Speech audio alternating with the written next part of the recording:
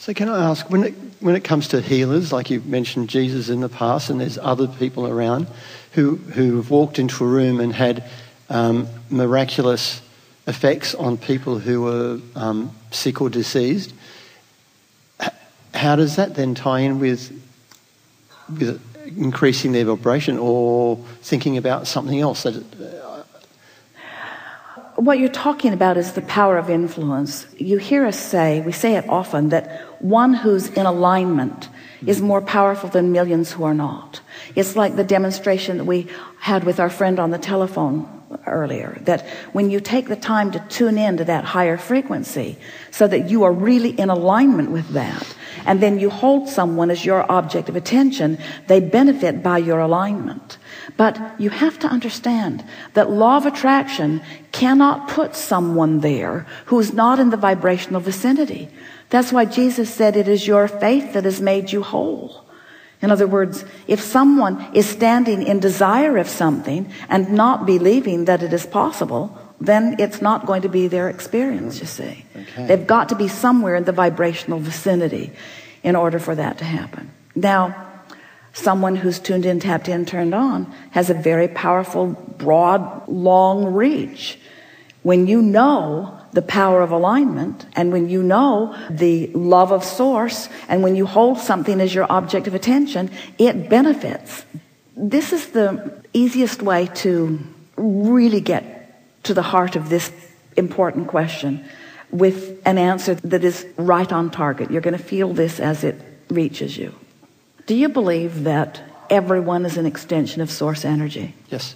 And do you believe that source energy is looking at some with love and not looking at others? Or do you believe that source is aware of all?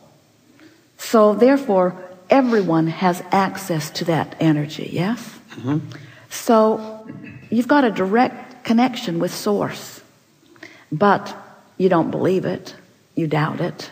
And so even though source is holding you as object of attention, it's bouncing off of you. You're not letting the benefit of it reach you.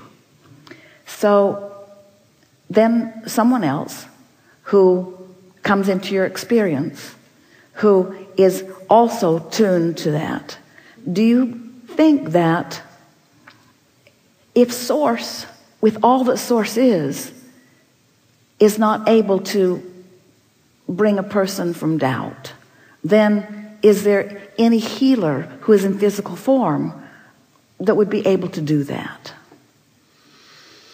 In other words, we're asking you, do you believe that source has the power to assert? Absolutely.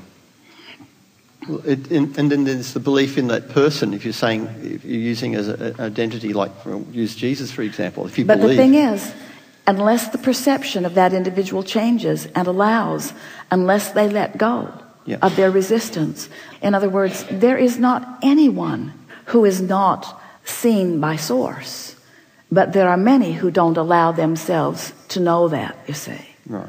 And so the reason that we put it to you in that way is because we want you to understand that as the creator of your own experience, all of you are the recipients of this source energy. Mm-hmm. And that every one of you is either allowing it or not allowing it. There is no withholding of source. It's an inside job that each of you must individually find your way to. And sometimes you don't find your way until you reemerge back into non-physical. But it is something that must be individually perceived. Mm-hmm. That might be a little upsetting to some humans because you want source to be so powerful that source can just zap you with knowledge. And we say, that happened when you made the decision to come here. All of you came knowing that you were extensions of that which is source energy. And so source never stops offering, but you've got to find some way to do step 3. That's really what we're saying. And so what healers do is that they offer such consistency of vibration that in time it causes those who have been resistant in nature to let go of the resistance and allow what was natural anyway. You follow? Mm. And you feel how the first part of your question answered the last part?